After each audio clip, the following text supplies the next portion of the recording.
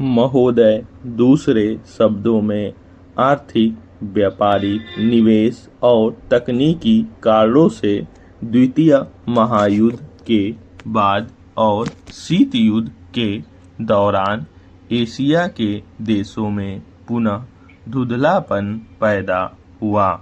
लेकिन यह बात सही नहीं है कि एशिया की संस्कृति और सभ्यता को पश्चिम के प्रभाव और आधुनिकतम तरीकों से नष्ट कर दिया। हाँ, एक धक्का जरूर दिया, पर समय समय पर एशिया का यह रूप, एशिया की यह सभ्यता और संस्कृति बलशाली तरीके से उदयमान होती दिखाई देती है। पंडित जवाहरलाल नेहरू ने 1945 में अपनी पुस्तक डिस्कवरी ऑफ इंडिया में एशिया की पहचान पर लिखा है कि हजार वर्षों से जब यूरोप अपने अंधकार के युग में था, एशिया ने अपने मनुष्यों की प्रगतिशील आत्मा को प्रभावशाली ढंग से दर्शाया।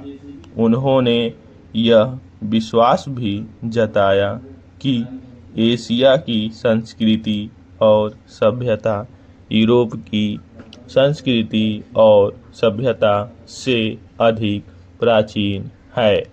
आज के दिनों में भी चीन के नेता अपने यहाँ आध्यात्मिक क्रांति की बात करते दिखाई देते हैं और अपने आर्थिक विकास को भी प्रतिबिंबित करते हैं।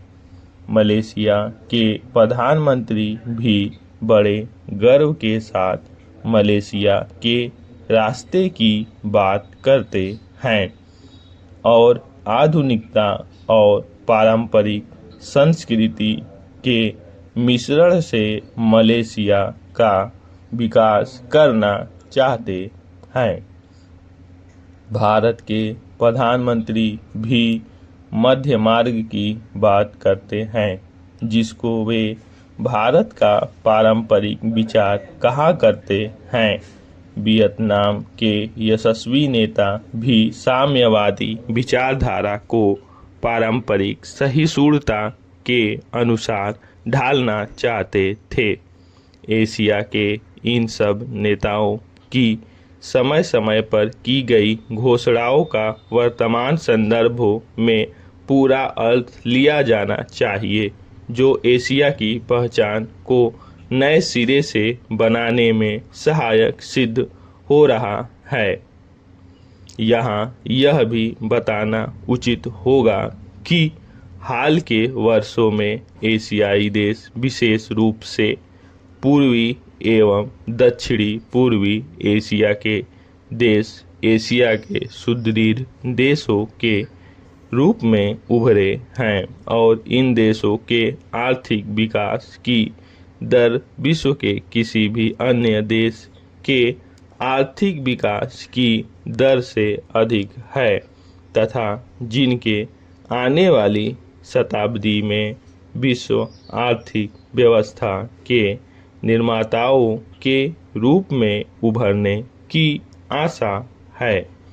आर्थिक सफलता की इन कहानियों का श्रेय मुख्य रूप से अनुशासित कार्य, किफायत एवं बचत की उचित दरों जैसे एशियाई विशेषताओं को जाता है तथा इनसे देशों की जनता के जीवन स्तर में सुधार आया है और एशिया की पुनः खोज जैसा वातावरण बन रहा है।